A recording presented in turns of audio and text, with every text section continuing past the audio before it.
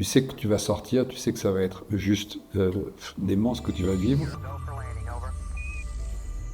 Le moment où tu t'équipes, c'est un rituel, pardon. Et puis en même temps, c'est un moment de grande concentration.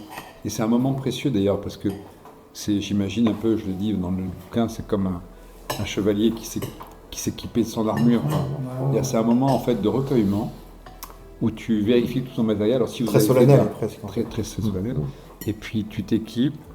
Et c'est un moment à toi parce que tu sais que tu vas sortir, tu sais que ça va être juste dément ce que tu vas vivre.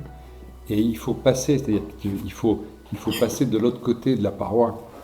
Il faut commencer ce passage avant. Parce que si tu es en train de rigoler, etc., tu penses à rien, on t'équipe, la vie est belle, et puis à un moment donné, la porte s'ouvre et tu es dans l'espace, alors tu n'es pas préparé.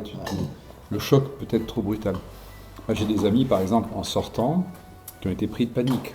Parce que tu es un apesanteur et tu es au-dessus du vide. Donc, en fait, tu es en chute libre. Tu as des gens qui ont l'impression de chuter. Donc, Tu as vraiment cette sensation de tomber en permanence comme un vrai sol élastique. Non, moi je n'avais pas ce sentiment, j'avais le sentiment de voler.